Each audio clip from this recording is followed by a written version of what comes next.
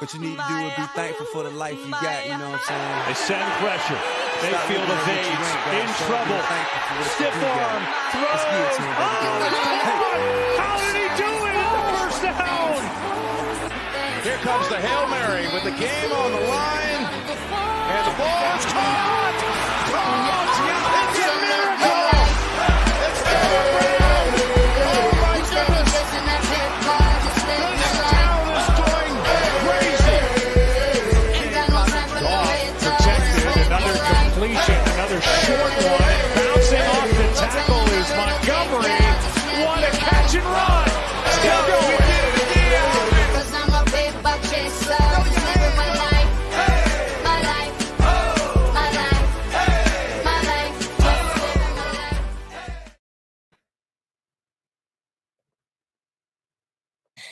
Welcome everyone to What's the Play Week 14. I am Corey, joined as always by Lucas. Lucas, how are you tonight? Doing all right. How are you, Corey? Not too bad. I see you're back home from visiting family, so maybe hopefully with a little better internet. Yeah, we're back at home. Yep. Yeah, we hope so. We come off week 13 where I think both of us were probably maybe a little disappointed in our NFL results. College, though, however, for me, has picked up the last 3 weeks and is really recovering after a very, very rough start for me. So happy about that. We move into championship week where really only maybe a few games of interest in terms of watching, but obviously there's a few there that's worth, maybe putting some coin on to hopefully win some money. So as always, maybe let's start with our winners and losers of the week. Who do you have as a winner in the NFL last week?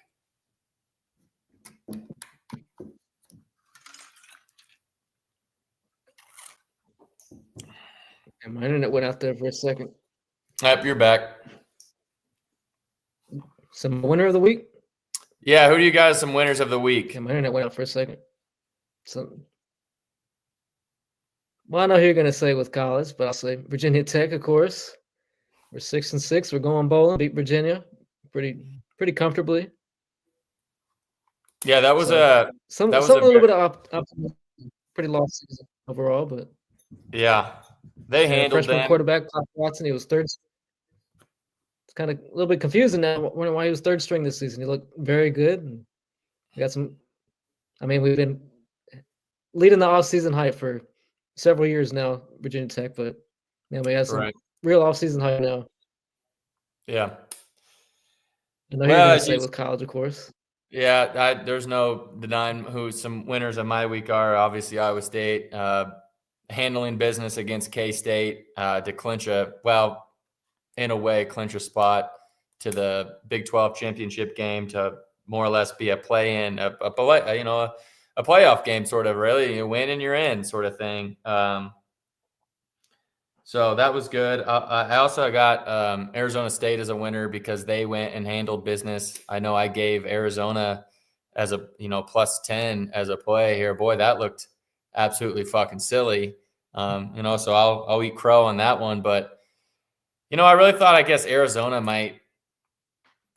They'd done some things that I thought that they were going to be able to try and take advantage of Arizona State in a way, and being the rivalry game. I just thought that was going to be a lot closer than obviously it ended up being.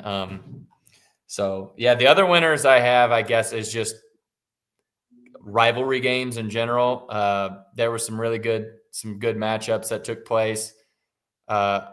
Michigan beating Ohio State, that was it wasn't really a great game to watch, but for rivalry, it turned out pretty good. The stupid fight at the midfield shit.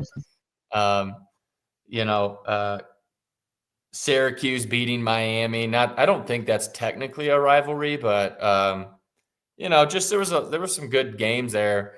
Even Auburn, Alabama turned out pretty good. Looked a little rough there for a while, but yeah, just rivalry games in general, I think we're winners. Who do you have maybe as some losers? Can I say Virginia? Absolutely.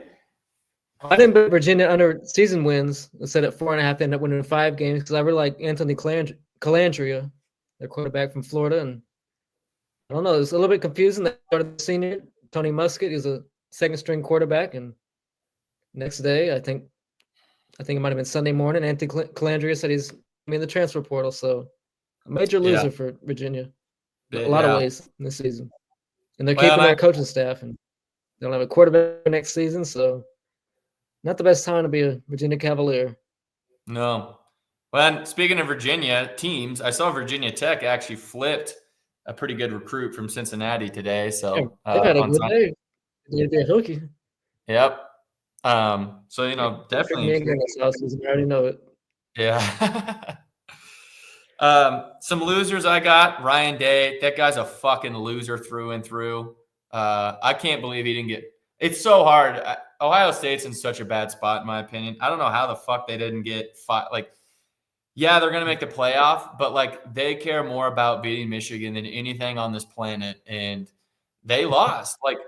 It wasn't even close. I bet Ohio State live when they were plus 3.5 or something like that. And they still lost. It's like, what the fuck was that game plan? Ryan Day is broke. Lou Holtz, do you remember that when Lou Holtz came out and he called Ryan Day in Ohio soft? That fucking broke that guy. He's such a loser. What the fuck is his game plan trying to run it down Michigan's throat when they have 2 first-rounders in the middle and their D-backs are absolute dog shit? What? I don't know. You got Chip Kelly. What the fuck did you bring that guy in for if you weren't going to throw the ball around with all of that talent at wide receiver? A $20 million roster, and you think that you're some tough motherfucker to run it down Michigan's throat, and they just beat you. So congratulations. You're a loser. I hope you get fired, Ryan Day. The other loser that I have is, even though I said college football rivalries was a winner at the same breath, I just think all of college football is a loser in a big sense. I've actually lost a shitload of followers. They must be SEC people because I've been bitching about just what the college football playoff, these rankings are. I don't want to get too much into it, but if you look at even say the resume of BYU, I saw somebody do this. They had a blind resume test of 2 10-2 teams. One ended up being Miami and one was BYU. And BYU was clearly better, but we're not even talking about BYU potentially getting in here. Why do we have Boise State at 10? They're not the same as any of the Power 4 teams. They would get absolutely fucking destroyed by any of the 12 teams that are in. Now, I think they deserve a spot in the playoff 100%, but they're just not the same level. And I just don't know what we're doing with that discussion, and no one's bringing it up. Everyone's just supposed to accept it. Alabama at 11 with 3 losses. Yes, I think, but you have a great case for an Alabama, South Carolina, and Ole Miss to maybe get that 12th spot, right? In my opinion, they're a bubble team. But they shouldn't be ahead of an Iowa State or a BYU, Miami. I think actually Miami's ahead of them, so I may take that one back. But SMU loses. Yeah, we have less losses. If they lose this week. What's that? Does SMU get penalized for losing the ACC championship? Of course they will. Of course they will. SMU, if they lose, they're out. I don't give a shit what the playoff committee has said. They're fucking liars. They are fucking liars. If SMU loses, they are out. Now, they have come right from their mouth and said, you won't be penalized for playing in the championship game. Bull fucking shit. What they meant by that is SEC and the Big Ten won't be penalized. The Big 12 and the ACC are 100% going to be penalized. SMU loses, they're out. They're gone. I just don't know what we're doing with this committee. No one complains in the NFL when a team who maybe for all intents and purposes really doesn't deserve to be there because they won their division. No one complains. But it's like we throw this, not we, the media and SEC fans, so this giant fit about that this conference may not be as strong as the SEC. Well, you know what? It's time to start talking about the SEC. Yes, they're still the best conference, but it's time to start talking about that their elite is not 3 years ago where Georgia literally had maybe the best team we've ever seen in college football. They've kind of come down. And NIL has done that because now these 5-star guys aren't going to sit on the bench of an Alabama or a Georgia just to sit there when they're going to go get paid for some other school like a Texas A&M or whatever, right? But just acting like the losses don't fucking matter is mind-blowing to me. I can't, for the life of me, I can't understand it. They just act like 3 losses Alabama. It's all good. They're good losses. Like, no, they're fucking not. You lost to Vandy and OU. Shut the fuck up. So, yeah. All right, I'm done with that shit because I can't change it, so it's whatever. But my God. And I feel bad for SMU. I mean, if you're SMU, do you not just say, no, thanks, I'd rather not play the championship game? It seemed like it. Yeah. Forfeit. Forfeit, right? Because when I actually do think they lose that game, they're going to get left out, and then they're just going to be fucking pissed. And rightfully so. So, I don't know. It's a weird thing. They need to get rid of like this committee thing because people are just inherently biased. And there's so many other computer metrics that like college basketball takes into account that you could be doing the same thing where you average stuff across all of that. And it takes people completely out of it. It's done. So, you don't just use BCS because that's why people got mad before, but like you can use Sagarin, Massey. The BCS model still has some weight to it, right?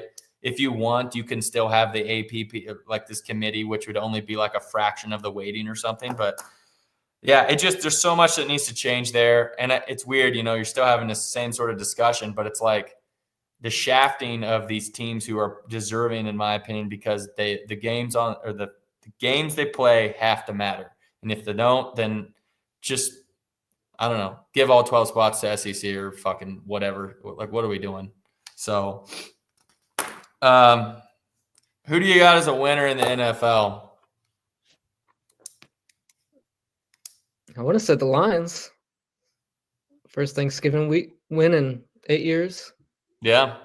Wow. Really? It's been 8 years? Yeah, it's been 8 years. It was a lot longer than I thought. 2016. Holy shit. That's actually very surprising to me. I did not know that. That is news. Yeah, of course, played tomorrow. It should be a very good Thursday night game. Yeah. That's surprising. I guess I'm gonna my winner. I'm gonna have to go with the Steelers. I don't think a lot of people really gave them too much of a chance to win that game against the Bengals, being that the Bengals were at home.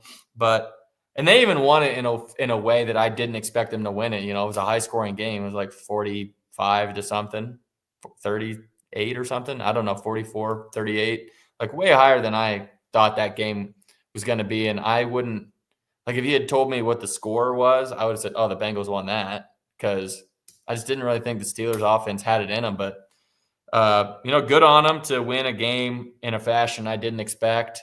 Russell Wilson looks so much better than he has when he was in Denver. So, I got the Steelers as a winner last week. I also should say the Eagles going to Baltimore and win. Oh, yeah, that was a big win for them too. Very big. Second ever loss in NFC team. Yep. He's like 23-2 against the NFC now, something like that. So I should say the Eagles, but I don't want to get my hopes up a little too high. You think that takes a little heat off? What was the coach's name? Sirianni, right? Doesn't matter if you don't win in the playoffs. Well, yeah, that's why I'm asking the question. Do you think it takes? It doesn't matter if you go 15-2. If you lose in the playoffs, if you don't make the Super Bowl, it's the losing season. It's very true. Yeah, good point. I mean, yeah, they expect to be, in the Super Bowl, not just having a great regular season. So, good point. Who do you got as a loser? 49ers. Season's over. Yep. After's done for the season. At this point, Bosa's probably done for the season. I mean, they have a whole list of injuries. Ayuk, of course, and Debo's not quite the same player anymore. Purdy's not 100%. It's just season's over. Trent Williams. Trent Williams might as well just sit him for this. I mean, this is the worst that I figured when they lost to Seattle a couple weeks ago. Yeah. There now. It's just that's disappointing. That's who I got as a loser too. You know, there was a lot of hopes being in the Super Bowl. Yeah, being in the Super Bowl last year, you thought, hey, we're getting guys back healthy. Then the news about McCaffrey comes out. Trent starts dealing with injuries again. And they kind of hung on. It seemed like I actually thought because they were able to kind of like hang on just long enough for McCaffrey to come back. I thought, all right, they're going to turn a corner. This is it. They're gonna go on a run like they do, right? And they just didn't. They just didn't. More guys got hurt even after McCaffrey came back, and then McCaffrey, like you said, got hurt again.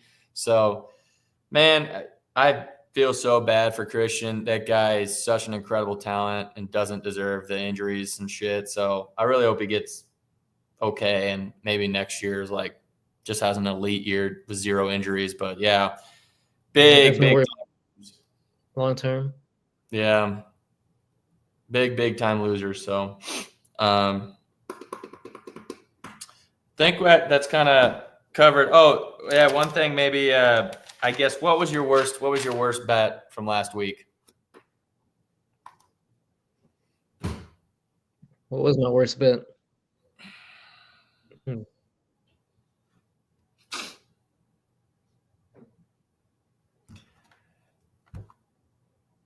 Well, losing McCaffrey definitely hurt Sunday night. Yeah, actually, that was rap his. That was a very tough beat. I needed 70. Yeah, I needed 70 plus. He was at 72, and he gave out a lot of yards. Done for the season. Yep, that one really hurt. Man, I think my worst play was probably, well, I'd say probably, I guess, in terms of like what happened, I'd say the Algier rushing yards, even though he got 16 yards and line was 24, but he got 1 carry in the first half. You know, Robinson was having a great day, which I said on stream that, or on the last week's podcast, that he would, but I just thought that they were going to split the carries a little more to try and, well, they just had previously, right? So, Yep. And then they just didn't. They just kept riding, Bijan, which, well, you can do that. So, and even with that, Algier had 3 carries for 16 yards, so he was still damn close. You give him maybe 1 more carry, and he probably goes over the line. So, the worst beat though was Tank Dell. I needed him for 25, and he got 24. So that sucked. My best bet though was the 3-team teaser that I played. That was never in doubt. I know we talked about, was it the Steelers or the Bengals? Either way, that worked out. I had Atlanta +7 and New England +10.5, and they lost by 1. Actually, I thought they were going to win the game outright, but yeah, that was sweat free. What was one of your best ones? Well, Thanksgiving was nice. Feels like forever ago at this point. Actually, it does. I didn't even count like 100 yards. That was about as easy as it gets. Montgomery over his rush yards was also air. And Nick Chubb, unfortunately, was not himself. And that was easy. Yeah. That was so easy. He didn't actually got almost like half worried for a second when I think his like first rush was pretty good. It was maybe like 10-yard rush, like his first one. And then I was like, oh shit. But then, he did nothing after that. Jerry Jeudy having a career game. Unbelievable. I don't know where that Jameis Winston went, but good God. Or came from, I guess I should say. My favorite quarterback right now. Yeah, I know you're a huge Judy fan, big time. So, look, since it is a college football championship week, we'll go ahead and talk about most of the games now, because there's not going to be a lot of change between now and Saturday's game, or because we'll have the next show will be on Saturday like we did last week, about when did we do it? I think we did it at 11 Eastern or something like that. So yeah, probably a little bit. Yeah, probably a little before that, so that because the games do start at noon Eastern. So yeah, big game for my Cyclones. So I think they win. We'll get into that. There is obviously some Friday games, which ironically are probably the games I liked some of the most. Especially, I'm not going to touch the Western Kentucky Jacksonville State. I'd have a lean on Jacksonville. Team, so no idea. Yeah, they're shit. These two, Tulane, Army, and UNLV Boise. Boy, I want to start with the UNLV Boise. I'm a massive Rebel fan. It's time the Rebels knock off these fucking frauds, Boise State. And I do call them frauds because they are. I would challenge anyone who's not a Boise State fan to name one other player on that fucking team other than Ashton Genty. So, yeah, he's an amazing player. But it's, they play in the Mountain West for a reason. And UNLV lost by 5 points the last time they played. Granted, that was at UNLV. And now they get to play at Boise State. It's going to be cold. Don't really think it matters that much. But when I looked at the bet splits on this, UNLV makes up 73% of the money on the spread, but only like 35% of the bets, meaning like big sharp money is on UNLV here. I would not be taking this line on FanDuel, which what we're showing. Again, we really suggest you shop around. There are 5.5s out there. Last I looked, those are maybe on some obscure. The more common line is 4.5. But UNLV has the better quarterback. And the thing that why I really like UNLV was if you look at what they did last time and you just look at their team overall, they are first place in the Mountain West against stopping the run. They only give up 3 points, what did I write down? 2 yards per carry. As I said, that's first in the Mountain West. Obviously, they already saw them. They know what they're going to do. Their quarterback, Boise State's quarterback, he's trash. They're not going to be able to pass the ball, and that's not what Boise wants to do anyways. They want Genty to carry the team because that's what he's done.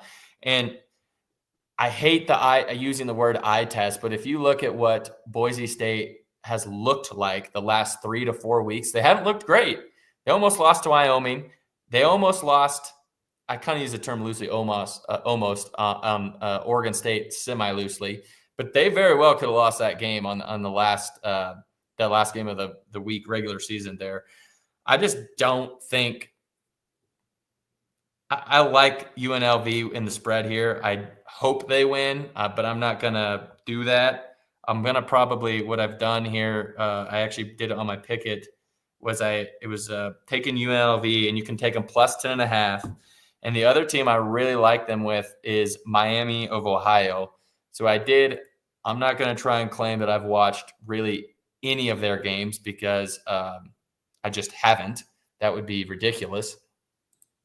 I don't have that much time on my hands, but it'll be a fun game. The thing I really like about Miami of Ohio is I was trying to look up some weird, obscure facts. Miami of Ohio is so much like Iowa. It's actually disgusting. They're like, they're Iowa light. So they don't make, they're like, go ahead. What was that? one way to say it. Yeah. Kill the clock, play great special teams, play good defense. Yep, 100%. Very They're well one of the coached. least. Yep, one of the least penalized teams in the country, and they already played once and they won by 10. So, yeah, I saw like the preseason, like Ohio, like this is kind of like a dream season. Like they were projected to be 3-9 this season. Obviously, they're 9-3 or something like that. So, but if you kind of like look back the last few years, this is such a common story for Ohio to like make it here and then fumble the bag and not win the game. So I think I'm going to take the more sound team with Miami of Ohio. And like I said, I like this as a little 2-team teaser here. I had it. Let me pull up my picket here. Where'd this go? Oh, here we go. So if you take if you take UNLV plus 10 and you take 10.5, sorry, not 10, and then you take Miami of Ohio at plus 3, I think I'm probably comfortable doing 4.5 in my opinion. That would kind of get rid of the weird situation if Miami of Ohio was up by a field goal and then Ohio scored a touchdown for some reason. That does potentially exist. But if you take them plus 4.5, they get you plus 106 on DraftKings. So that's a play for me. What do you think about that?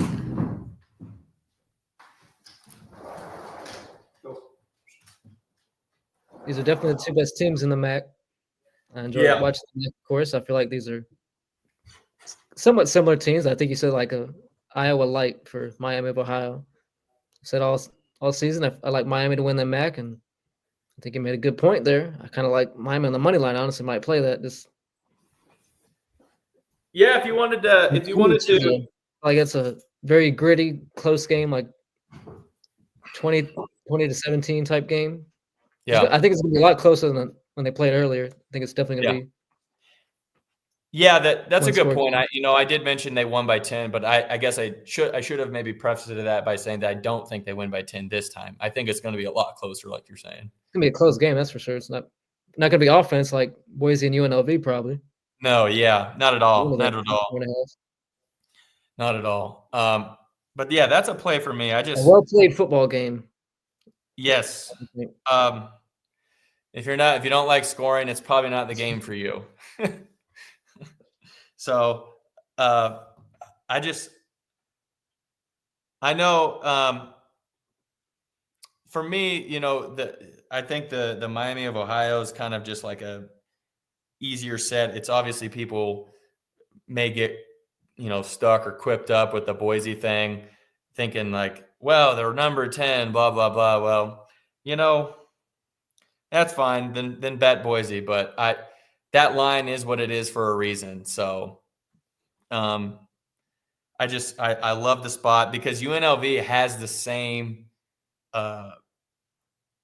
thing is laid out for them that it is for Boise. Win and you're in. If UNLV wins, they're gonna be in the playoff, and Boise's out. So it kind of goes back to your SMU comment, right? Because if UNLV wins, you think they're keeping Boise in? Fuck nope. No. So they don't. There's nothing there that you could say that Boise deserved to be in. So yeah, I love that. My other plays, I haven't decided exactly. I do like where to go. I do like Army in this case. It is at West Point. It's going to be cold as hell. Tulane, I believe, is in Texas. I probably should have looked that up. I know they're in a warm spot. Maybe it's North Carolina, Louisiana. I know it's a warm state. So I like that cold effect coming in here. I don't know what Tulane really has on the line in terms of this game other than like just a good win. But like Army they're not going to really care, other than they're just going to be so well disciplined.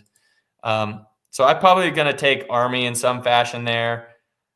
I am going to probably add Iowa State plus 7.5 or 10.5 there, which I know I don't bet my team, but I guess I'll touch on this game a little bit. I don't want to spend too much time on it, I don't want it to come off as a homer type thing. But, Arizona State, obviously, Cam Scadaboo, incredible running game, no doubt about it. Going to be tough to stop. Iowa State's, if you're a box score watcher and you're only looking at, how, the big picture of like, all right, how's Iowa State done stopping the run over the season? You're like, oh, they're fucked, right? That's probably true. But if you've watched the games or you're like me, who's just an Iowa State fan, we were decimated by injuries at linebacker. The last 3 games, we've gotten 2 guys back. We got 2 guys back, linebackers that would have been starting. And if you look at those 3 games, our run defense in those 3 games have been incredible against teams that do run the ball. The other thing I really like, why I like Iowa State in this game, is who has a defense that's almost exactly like Iowa State's? Cincinnati's. Tyson Veit was our linebacker coach, who's now the defensive coordinator at Cincinnati. They struggled against Cincinnati, and we run our defense, or that style of defense, better than Cincinnati. So I feel like there's a advantage there. And the other big reason is they lost their best receiver to injury, which is really unfortunate. I really do hate that for them. When I'm not saying that tongue in cheek or anything, but I mean, we were already probably going to stack the box anyways, but now it's like, well, your 1,000-yard receiver is no more. What the fuck are you going to do? In my opinion, you put 9 in the box and a single high safety, and you say, go ahead, beat me with your arm. I just don't think they're going to be able to do it, especially against our corners. We have the number 1 pass defense in the league. So I just, the game is going to be close either way. That 2.5, 3 line is right on. But I think Matt Campbell finally busts through and we get the win there. So the other one, I'm kind of going back and forth, to be honest, between adding Texas or Oregon. I'm not sure yet. I actually am very surprised by the line on the Penn State-Oregon game. I thought it would have been like 10 or at least 7, which tells me they like Penn State a lot more. So I'll have to do a little more digging on those ones. And like I said, I do like Clemson just because it's winning in for them. And I don't know how SMU feels. They may feel if they lose like they're in, but I don't think they are. So what's kind of some of your thoughts on some of the Saturday games? I'm looking at that Army-Navy game. That's really going to be a fun game in a couple weeks. Yeah, I agree. Army on Friday. It's going to be a fun game to watch. Also, probably not a lot of offense in that game. No. It's honestly one of my favorite games to watch at the end of the year. It's going to be fun to watch. It's not offense. Yeah. It's just a lot of history there. They're one of the oldest rivalries in college football. So it's kind of more of a aesthetic thing, I guess. But I guess what about with some of these other games here, like Georgia, Texas? Like, who do you like in that game? I don't know, to be honest.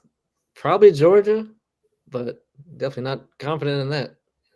Yeah, I know. Obviously, they played earlier, and Georgia just routed the fuck out of them. But man, you just saw Georgia almost lose to Georgia Tech, but in 8 overtimes. That game sure was rigged. Yes, it was. Oh my god. If that's fairly called, Georgia Tech. Absolutely sick if I was a Georgia Tech fan. Yeah, if that game's called correctly, Georgia Tech wins that game. So, yeah, I don't know.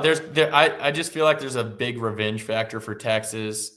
Obviously, they're begging you to take Georgia at plus 2.5. Or sorry, Texas. I said that backwards. So I don't know. Let me just real quickly look up how the bet spreads look. Woo, not good. Texas is making up 70% of the money on the spread and 83% of the money. So that's really heavily one side. They do have Awesome. one thing that I find this interesting, though. It might be more of a bet, in my opinion, is the over. So the over is making up only 34% of the bets, but it's making up 58% of the money. So that might be actually the play there is the over in some capacity. I don't even remember what the last game's final score ended up being. It's like 30-15. Was it? Yeah. Okay. So maybe it's the over. Maybe don't overthink picking who wins. Just pick the over on something like that. That's a good point. What about let's talk about Clemson SMU, since that's an ACC. Obviously Virginia Tech had a good spot or a good chance to make this game, kind of fumbled away.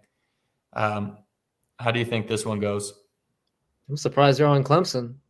I feel like you've kind of been down on Clemson most of the season, so that they're not a great team, and if they're not a great team, maybe Car salesman Dabo Sweeney. Yeah, I'm a little surprised you like Clemson. Is he gonna fucking sell me a vet or is he not? I don't know. They did on SMU one time this season and they lost. Yeah, one loss against BYU. Yeah, that's the thing. SMU's schedule is 7. Like, I'm not a huge strength of schedule guy because there's inherent bias in it because part of it is from ranking, right? So it's like, oh, if you play a ranked team, then your strength of schedule gets fucking harder. Well, who does the ranking? Fucking people. Like, what the fuck are we talking about here?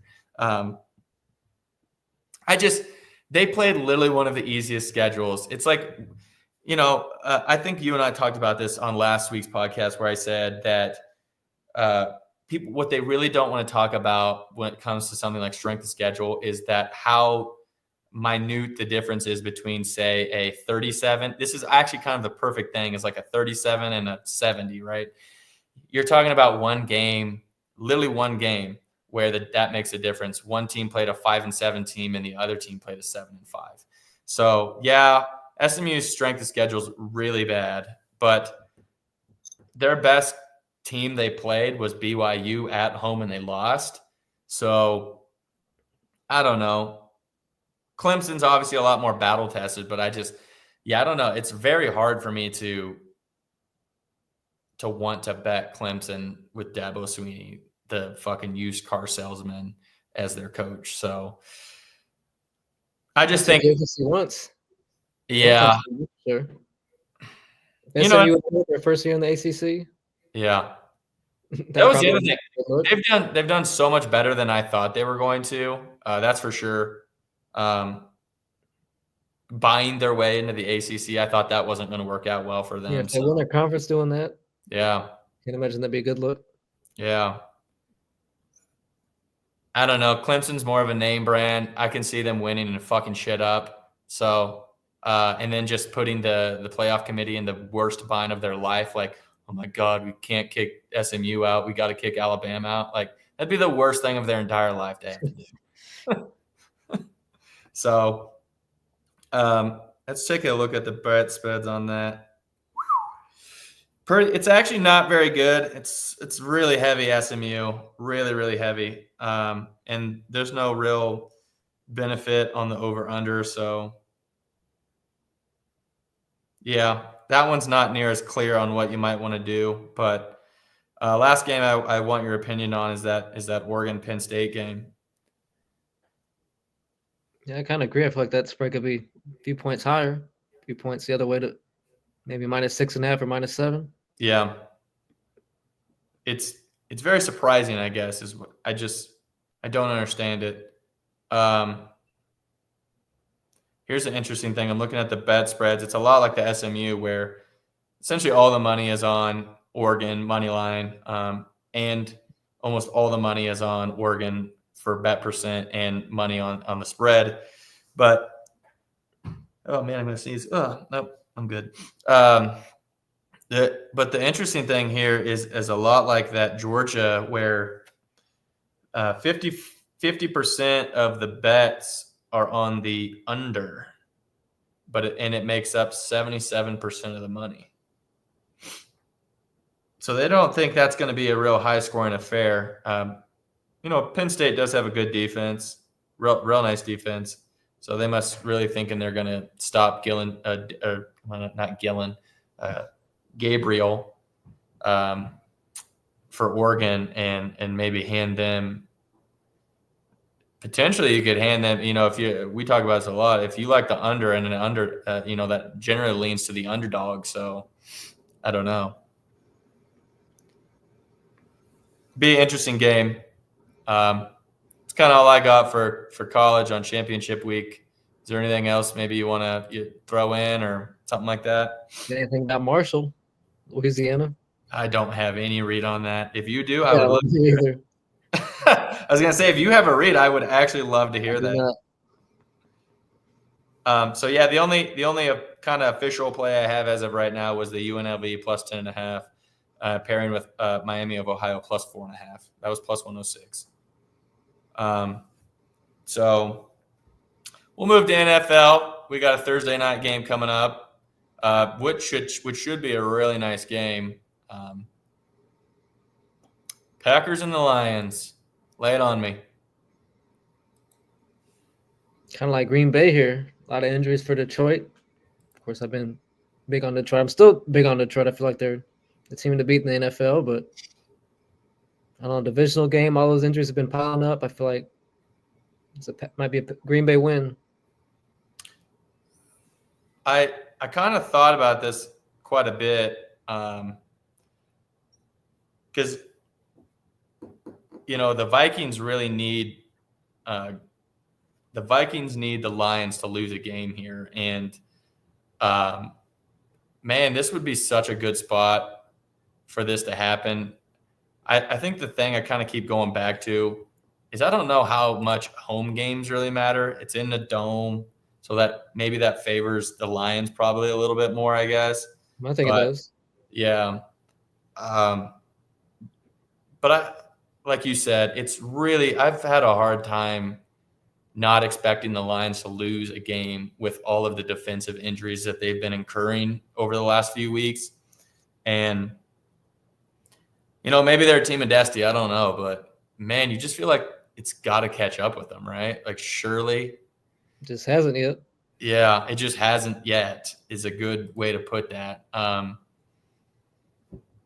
Man, yeah, I do like the Packers here, I think, too. Are there any particular props that you really are sticking out, really liking? Oh, man, Jaden Reed shot up. That was 48.5. Holy shit.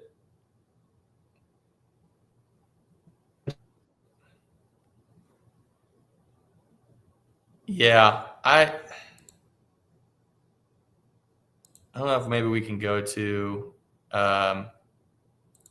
props.cash here. Oh, no, it's going to make me sign in. You son of a gun.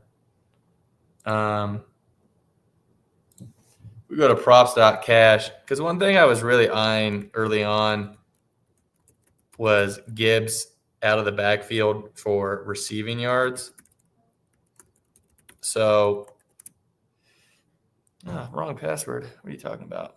Sorry, everyone. This is terrible. Terrible podcast. We are unofficially.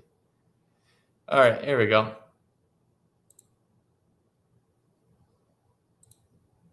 Oh, we might have lost Lucas. We did. But as we wait for him to come back, I really was liking Gibbs out of the backfield here. I know, and this was kind of the giveaway to me was his line seems ridiculously high compared to what it has been.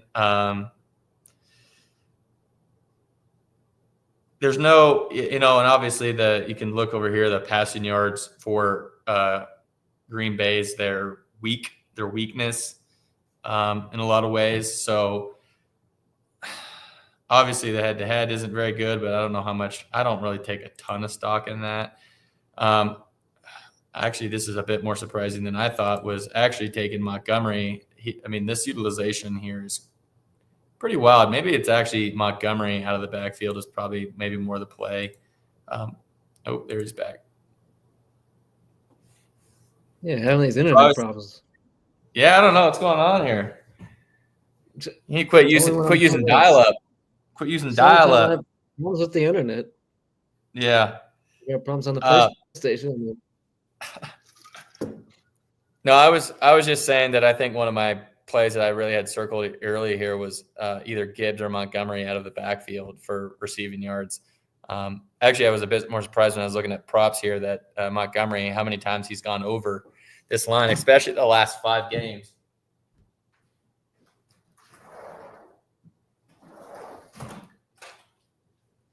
So, and obviously Green Bay's passing defense isn't their one of their weak points. So, it seems like a good spot that you could really get if you're trying to get Montgomery going, in a different way. That's probably a good way to do it. So, I'm not super sold on their rushing yards, but I feel like every time I say that, they still somehow go over. He has gone over that line against them, 5 straight. So maybe what the fuck do I know? What do you think about any of those? I feel like you can take your pick with those running backs. It's probably going to go well. I mean, I like their combined line as the rushing and receiving. If you lower them both in a little bit, like it's a builder kind of play. Same thing with Josh Jacobs. I feel like Jacobs can have a good game. Yeah, of course, on paper, throughout the course of the season, Detroit's had such a good run defense, but I was just about to actually ask you that when you said rushing receiving. Not Josh Jacobs. If you do, I don't know, 50 or something, maybe 60. Montgomery, 60. It feels like that's free. They don't have Gibbs up here. Oh, they do. I mean, then you could do Gibbs for like 60, 121, 70. What was he looking like? Oh man, 70. Gibbs has gone over 70 every single game this year with rushing receiving. So yeah, that's actually probably the play. 60, 70. Just a nice little 2-leg builder play. 60. Let me move this down.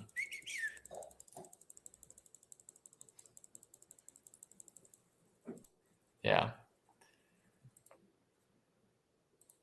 Oh, no, that's not. I actually like that you said the rushing receiving. That's plus 106. Maybe it's just that simple.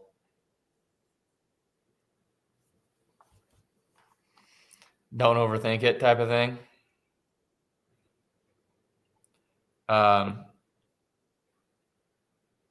don't know. Yeah, that's a good point. So, is there anything else on this you want to touch? I'm actually probably going to play this. It seems just like the spot. I feel like those are the 2 players to bet. Yeah. For the lines. Yep. Just bet them and live with the results. Yeah, pretty much. Live with the results is a good way to word that. So, all right. Well, we'll move. I guess, do you have any early leans that you want to discuss on the other games, or I guess it's gonna be a fun week. What's kind of maybe your Saturday to really go in depth with it, but definitely what's one of your favorite games to look forward to for the NFL slate? There's actually a lot of really good games this week, and I feel like but at Minnesota, the Cousins homecoming. I wouldn't not call that a revenge game, but Kirk Cousins back in Minnesota is certainly going to be a very fun game. It's going to be an Browns interesting Steelers. game. That should be a lot of offense. That you wouldn't normally expected that with AFC North game, but Jameis and Wilson have both been playing. You got Saquon; he's trying to go for NFL record. Needs another 500 something yards. What's the Bills and Rams, that's a great game.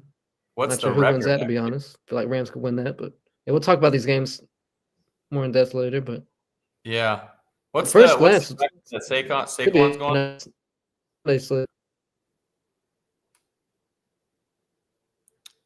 What's the record that Saquon's going for?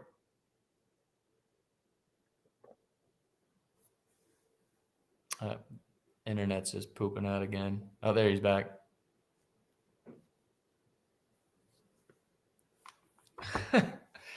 Yeah, so we don't have to go too much in depth on the games that are on Sunday. We'll obviously discuss them on Saturday's show. So I just didn't know if you had any early thoughts.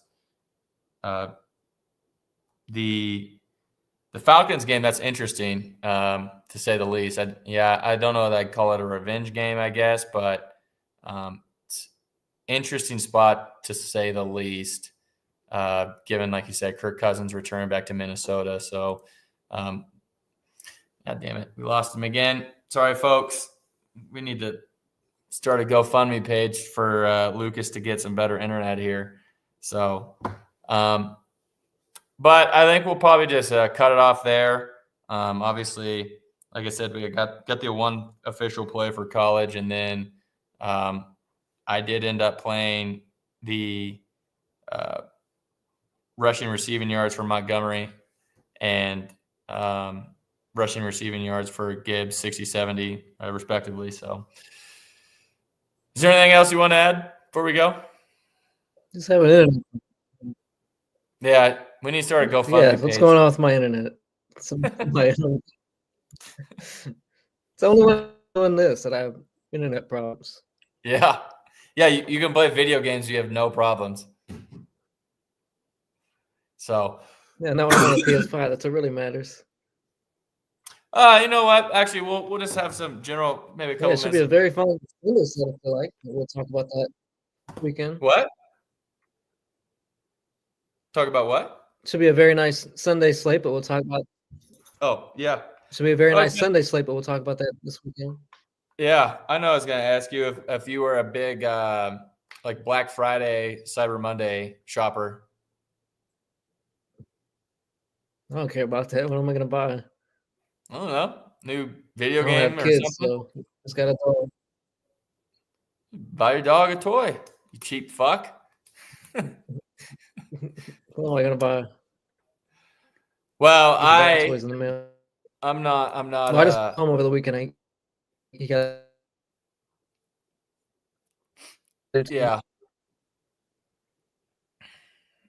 I'm not like a big shopper or anything either. I actually still need to buy presents for my daughter, so I'm struggling as dad there. But I will say I did buy something for myself, which I've been wanting for a while.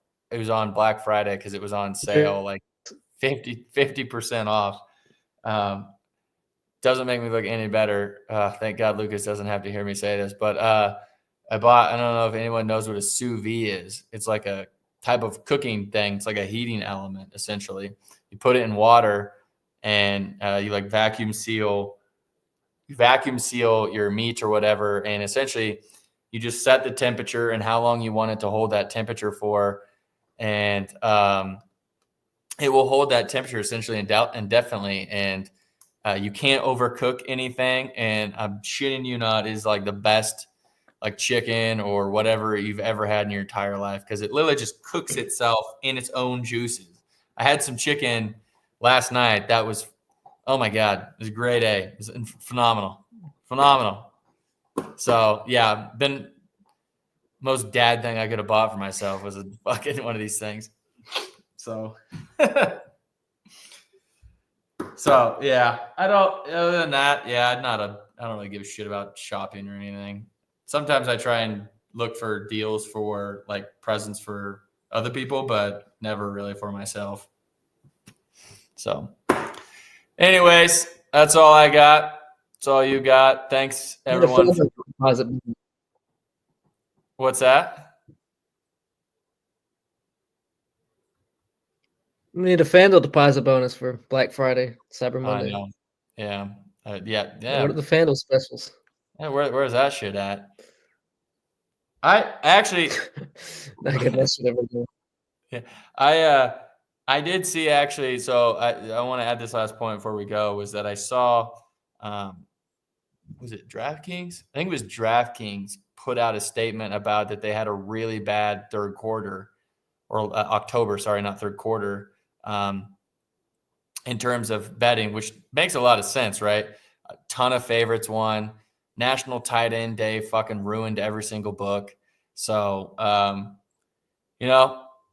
of a good reminder to be careful with your withdrawals, especially on books that are quick to limit, like DraftKings or anyone like that. So they will be looking to get their money back. You're going to have less of the bonuses. I know I don't even get them anymore. Like Nope. yeah, I don't get them. It went from like me being limited to like $10 or $20 or whatever to like I just don't have them anymore. So they're not going to offer them. I wouldn't expect a bonus until the Super Bowl, essentially.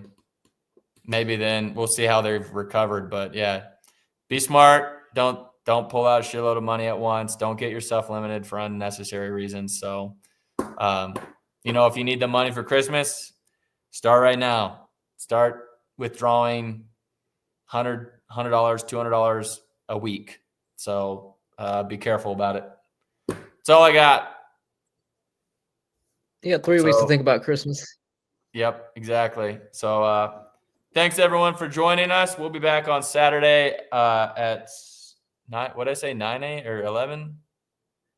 11 Eastern. Yeah, 11 Eastern. 11 Eastern. So hopefully you join us then. Thanks again.